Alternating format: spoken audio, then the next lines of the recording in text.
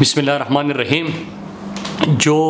دو تین اہم سوال ہے، پہلا یہ کہ جو کل خان صاحب کا انٹرویو تھا بول پہ سمیع ابراہیم کے ساتھ، اور اس میں خان صاحب نے بڑی ڈیٹیل جو اس وقت ملک کو خطرات ہے اور جو پاکستان کے دشمن ہیں ان کی کیا سازشیں ہے، اور اس کے ساتھ ساتھ اگر آپ کے ملک اللہ نہ کرے ڈیفالٹ کی طرف جاتے ہیں تو کیا صورتحال پیدا ہوتی ہے، اس کے حوالے سے بات کی تھی اور بڑے ڈیٹیل میں خان صاحب نے ان تمام چیزوں کو ایکسپلین کیا تھا۔ اور یہ پہلی دفعہ نہیں، بارہا خان صاحب جب وزیر اعظم بھی تھے تو ان خطرات سے قوم کو بھی بارہا آگاہ کر چکے ہیں۔ کل سے ہوا کیا کہ جب خان صاحب کا انٹرویو ختم ہوا تو اس کے بعد سے چند چینلز نے اپنی مرضی کی خبریں بنا کے پورا ایک طوفان بدتمیزی شروع کر دیا، ایک مہم شروع کر دی، پروپیگنڈا شروع کر دیا۔ اب کیا انہوں نے کہا تھا،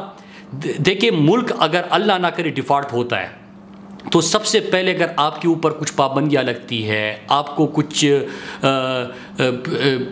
کہا جاتا ہے، آپ کو جو کرنا ہوتا ہے، انہوں نے یوکرین کی مثال دی کہ یوکرین میں کیا ہوا تھا، آپ کے نیوکلیر ایسٹس کے اوپر جس طرح لوگوں کی نظر ہے، دشمن کی نظر ہے، ان کو کن چیزوں کی خطرات کا سامنا کرنا پڑ سکتا ہے۔ پھر اس کے ساتھ ساتھ پاکستان اللہ نہ کرے جو دشمن کا منصوبہ ہے یا ان کے مذموم مقاصد ہے ان کا انہوں نے ذکر کیا، اور وہ کیا ہے۔ ایک کہ آپ نے نیشنل سیکیورٹی ایڈوائزر جو انڈیا کے ہیں اجت دوول، اس کے بیانات بارہا سنے ہوں گے کہ انہوں نے کیا کہا تھا۔ انہوں نے پاکستان کو توڑنے کے اپنے مضمون مقاصد سے دنیا کو بارہا آگاہ کیا تھا۔ میڈیا کے اندر ان کے سٹیٹمنٹس آ چکے ہیں، اور مجھے یاد ہے کہ سپتمبر 2019-20 میں میں نے 3-4 پریس کانفرنسز کیے تھے، اور جب پی ڈی ایم بنا اور اس وقت جو ان کا بیانیہ تھا جو پاکستان کو نقصان پہنچانے کے درپے تھا، اس کا بھی بار بار ذکر کیا۔ اس میں انہوں نے کیا کہا کہ پاکستان کو 3 حصوں میں توڑا جائے، خیبر پختونخوا، بلوچستان، پھر انہوں نے پنجاب، گریٹر پنجاب اور ان چیزوں کی بات کی تھی۔ اور جو پاکستان میں کبھی کبھار اگر ایو ڈس انفو لیب کی آپ رپورٹ اٹھا کے دیکھ لیجئے، اس میں جو پاکستان کے خلاف بیانیہ ترتیب دیا گیا، اور اس پہ بات کرنے سے پہلے ایو ڈس انفو لیب کا میں آپ کو ایک دفعہ پھر سے بتاتا چلوں کہ اس میں کیا تھا کہ 750 سے زیادہ ویب سائٹ، مختلف INGOs، fake identities, media outlets, ان کو استعمال کر کے پاکستان کے خلاف پروپیگنڈا کیا جاتا تھا اور پاکستان کے اندر تقسیم اور انتشار پھیلانے کی کوشش کی جاتی تھی۔ اس جو ایو ڈس انفو لیب کی رپورٹ کو مزید گہرائی میں ہم نے پڑھا اور سمجھا، اور جس نے انڈیا کو بھی نقاب کر دیا تھا، انڈیا کی سازشوں کو بھی نقاب کیا تھا۔ اس میں جو نشانہ تھے، اس میں کون سے لوگ نشانے پہ تھے، اس میں پاکستان کا پرائم منسٹر اس وقت کا عمران خان صاحب، پاکستان کے بڑے ادارے، ہماری فوج، اور اس کے ساتھ ساتھ مختلف قومیت کے نام پہ اور لسانی بنیادوں پہ یہاں پہ فسادات کروانا اور انتشار پھیلانا۔ تو یہ ایک تو ایو ڈس انفو لیب سے یہ بات واضح ہو گئی تھی۔ اس کے ساتھ ساتھ جو اجت دوول ہے، ان کا نیشنل سیکیورٹی ایڈوائزر، ان کے بیانات بھی ریکارڈ پہ موجود ہے کہ پاکستان میں کس طرح تقسیم اور انتشار پھیلانے کی وہ کوشش کر رہے ہیں۔ اور میں نے آپ کو پرسوں یہ بھی بتایا تھا کہ حکومت جو موجودہ امپورٹڈ حکومت ہے، ان کے کیا خطرناک مقاصد تھے پاکستان میں انتشار پھیلانے کے، وہ 2-3 چیزوں سے واضح ہیں۔ ایک خیبر پختونخوا کے وزیر اعلیٰ کے اوپر FIR درج کرنا، گلگت بلتستان کے وزیر اعلیٰ کے اوپر، اور آزاد کشمیر کے پرائم منسٹر کے اوپر ایک پرامن اور آئین اور قانونی حق استعمال کرنے پہ FIR درج کرنا، ایک یہ خطرناک ان کی کوشش۔ اور دوسرا یہ کہ ڈی چوک کی طرف جب عمران خان صاحب کا قافلہ اسلام آباد پہنچ گیا اور وہ ڈی چوک کی طرف گامزن تھے، تو اس وقت انہوں نے فوج کو طلب کیا اور ریڈ زون پہ فوج تعینات کی۔ اب پاکستانی قوم کو اور اداروں کو آمنے سامنے کھڑا کرنا، اور اس صورتحال میں جب آلریڈی آپ چھوٹے صوبوں کے وزیر اعلیٰ کے اوپر FIR درج کر چکے ہو، آپ اس جماعت کے 2 کارکنان کو شہید کر چکے ہو، آپ خواتین کو ہراساں کر چکے ہو، خواتین جن کی گود میں بچے تھے ان کے اوپر آپ shelling, expired shell expired shell آپ نے وہ آپریشن کیا ہو اور آپ نے بڑے پیمانے پہ پاکستان کی موجودہ تاریخ میں بلکہ ماضی قریب میں اتنا بڑا کریک ڈاؤن نہیں ہوا، آپ وہ کر چکے ہو. اس کے بعد قافلہ ڈی چوک انٹر ہوتا ہے ان تمام رکاوٹوں کو عبور کر کے، اور پھر اس کے بعد آپ جو ہے فوج کو یہ سیکیورٹی دیتے ہو. تو یہ ایک انتہائی خطرناک سازش تھی امپورٹڈ حکومت کی ملک میں انتشار پھیلانے کی. اب آ جاتے ہیں خان صاحب، چیئرمین تحریک انصاف عمران خان صاحب کے بیان کے اوپر. انہوں نے وارن کیا کہ جس طرح کی امپورٹڈ حکومت جب سے آئی ہے تو پاکستان کا روپیہ گرتا جا رہا ہے، پاکستان کے ایکسپورٹس کم ہوتے جا رہے ہیں، پاکستان سے انویسٹمنٹ بند ہونے جا رہی ہے، پاکستان میں انرجی کرائسس ایک انتہا درجے کو پہنچ چکا ہے، پاکستان کی جو اکانومی ہے وہ ایک دفعہ پھر سے آئی سی یو میں جا چکی ہے ان کے غلط اور ان کے اپنی ذات کے لیے فیصلوں کی وجہ سے اور اپنے عقاؤں کو خوش کرنے کی وجہ سے. تو لہٰذا اللہ نہ کرے اگر ملک ڈیفالٹ ہوتا ہے تو سب سے بڑا نقصان ملک کا تو نقصان ہے ہی. ہمارے سامنے یوکرین کی مثال ہے، ہمارے سامنے ان ممالک کی مثال ہے کہ دنیا میں جہاں پہ کوئی ملک ڈیفالٹ کر چکا ہے تو کس طرح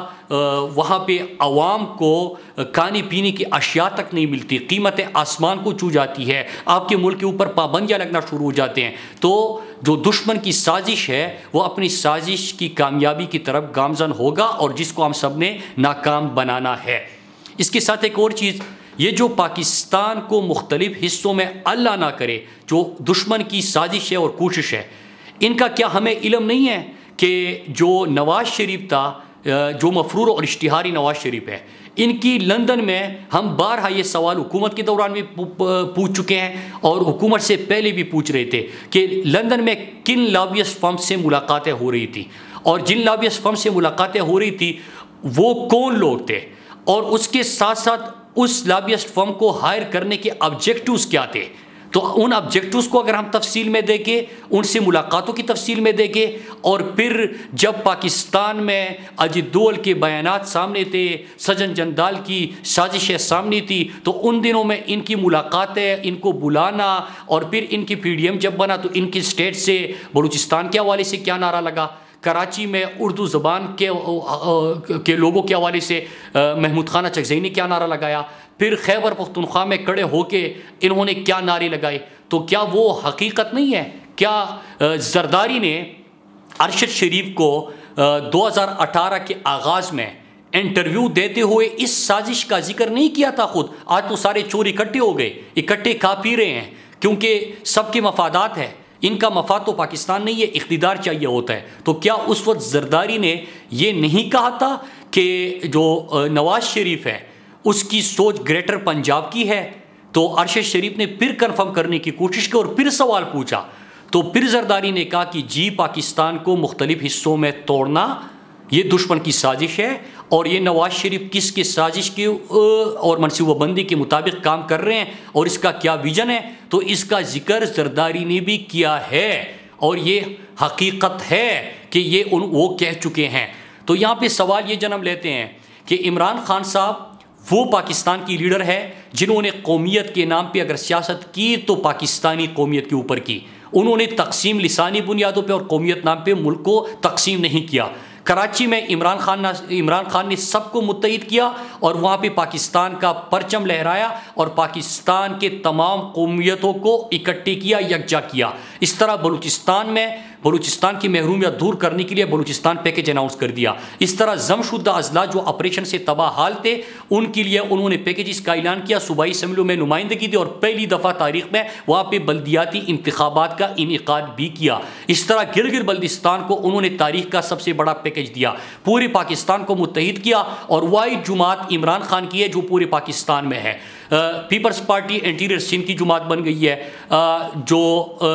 نون لیگ ہے وہ پنجاب کے کچھ حصوں تک محدود ہو کے رہ گئی ہے، اور اس طرح باقی جماعتیں بھی اپنے علاقائی جماعتیں بن چکی ہے. اس وقت فیڈریشن کو جنہوں نے مضبوط کیا، وفاق کو مضبوط کیا، پاکستانی قومیت کی جنہوں نے بات کی، جنہوں نے تمام قوموں کو، تمام فرقوں کو متحد کیا اور پاکستان کی پالیسیز اور ملک کی مفاد کی پالیسی تھی، وہ عمران خان تھے. اور انہوں نے پھر آپ کو آگاہ کیا کہ جس طرح آپ کی معیشت چل رہی ہے اور دوسری طرف دشمن کی جو سازشیں ہیں اس سے ملک کو نقصان ہوگا. اور ان کا اگر ہم ذکر کریں معاشی پالیسیوں کا تو اس وقت تو ان کو کچھ سمجھ نہیں آ رہی، کیونکہ ایک سازش کے تحت یہ حکومت میں آئے، امپورٹڈ حکومت بنی اور انہوں نے ایک بندر بانٹ کر دیا، تمام اچار پارٹیاں مکس اچار انہوں نے مرتب کیا، تو یہ تو ایک دوسروں کو خوش کرنے کے لیے اور عہدے بانٹنے میں مصروف ہے، ملک سے ان کا کوئی سروکار نہیں ہے۔ مہنگائی آسمان کو چھو رہی ہے، آپ کا آٹا، گندم، آپ کے چاول تمام کی قیمتوں میں اضافہ ہو گیا۔ پیٹرول اور ڈیزل پہ عمران خان نے جو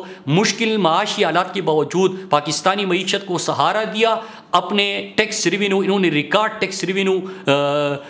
اکٹھا کیا، اور جس کے اوپر مفتاح اسماعیل بھی کہہ چکے ہیں، تسلیم کر چکے ہیں، تعریف کر چکے ہیں۔ FBR کی رپورٹ بھی بتا رہی ہے کہ ایک دفعہ پھر یہ جو مالی سال ہے یہاں پہ ریکارڈ ٹیکس کلیکشن ہوگی، تو پھر اس کے بعد عمران خان نے لوگوں کو ریلیف دیا اور اس میں 40 روپے پیٹرول، یہ امپورٹڈ حکومت آتی ساتھ ہی 40 روپے فی لیٹر پیٹرول اور ڈیزل کی قیمتوں میں انہوں نے اضافہ کر دیا۔ اس کے ساتھ ساتھ کہتے ہیں کہ زہر کھانے کے پیسے نہیں، لیکن ان کے پاس پیسے ہیں، تمام اپنے ذاتی گھروں کو شہباز شریف نے کیمپ آفیسز ڈکلیئر کر دیا، روزانہ صحافیوں کو اشتہارات اور ایک پورا خالی پیج جو ہے وہاں پہ روزانہ کی بنیاد پہ کروڑ روپے کے اشتہارات دیے جا رہے ہیں، میڈیا کو خریدنے کی کوشش ہو رہی ہے، بیرون ملک دوروں پہ عیاشیاں اس وقت ہو رہی ہے، اربہ روپے کروڑ روپے اس پہ اڑائے جا رہے ہیں، لیکن قوم کے اوپر یہ بوجھ ڈالتے جا رہے ہیں، اس ہمارا پیسہ بھی نیچے جا رہا ہے، ہمارے ایکسپورٹس بھی کم ہونا شروع ہو گئے ہیں، ہمارے ریمیٹنسز پہ بھی فرق آ رہا ہے، ہمارے جو انڈسٹریز فل کیپیسٹی پہ چل رہی تو اس پہ فرق آ رہا ہے۔ اور آج آپ نے ٹیکسٹائل ایسوسی ایشن کے پریزیڈنٹ کا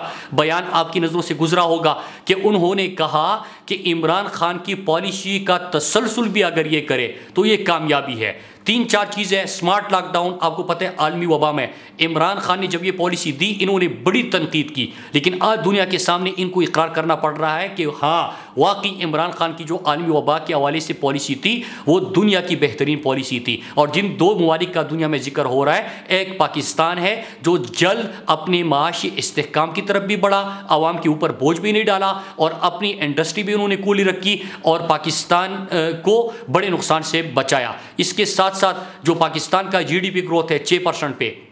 آج یہ جو امپورٹڈ حکومت ہے ان کو بھی ماننا پڑ رہا ہے۔ اس کے ساتھ ہماری انڈسٹری فل کیپیسٹی پہ چلی تھی، ہماری ٹیکسٹائل گروتھ ہو رہی تھی، تمام لارج سکیل مینوفیکچرنگ میں ریکارڈ اضافہ ہو رہا تھا، تمام بڑی فصلیں جو تھی وہ ریکارڈ پیداوار پہ پہنچ چکی تھی، ریمیٹنسز آپ کا پاکستان کی تاریخ کا سب سے زیادہ آ گیا۔ تو لہٰذا یہ تمام ایسی چیزیں تھی کہ آج دنیا مان رہی ہے اور دنیا سوال پوچھ رہی ہے، پاکستانی قوم سوال پوچھ رہی ہے کہ دشمن کا تو یہی ارادہ تھا کہ پاکستان، عمران خان نے اڈے دینے سے انکار کیا اور عمران خان نے کہا کہ ایبسولوٹلی ناٹ۔ عمران خان نے دنیا کو بتایا کہ ہم خودداری پہ مبنی پالیسیز کریں گے، خود مختاری اور آزاد خارجہ پالیسی پہ مبنی ہمارا پاکستان آگے بڑھے گا، کیونکہ یہ لا الہ الا اللہ کے نام پہ ہم نے حاصل کیا ہے۔ تو اس کے بعد دشمن نے پاکستان کو کمزور کرنے کے لیے چوروں اور ڈاکو کا ٹولہ پاکستان کے اوپر بٹھایا، ایک تو ان کی مرضی کے مطابق وہ فیصلے کرے، دوم اور کا ان کو حکم دے اور وہ ان کے حکم کو بجا لائے، اور اس کے ساتھ ساتھ پاکستان کی جو معاشی حالت ہے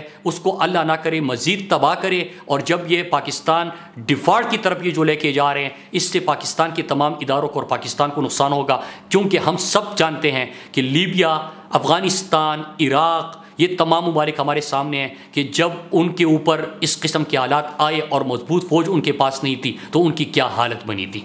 شکریہ۔ سبسکرائب کریں اور بیل دبائیں تاکہ کوئی خبر رہ نہ جائے۔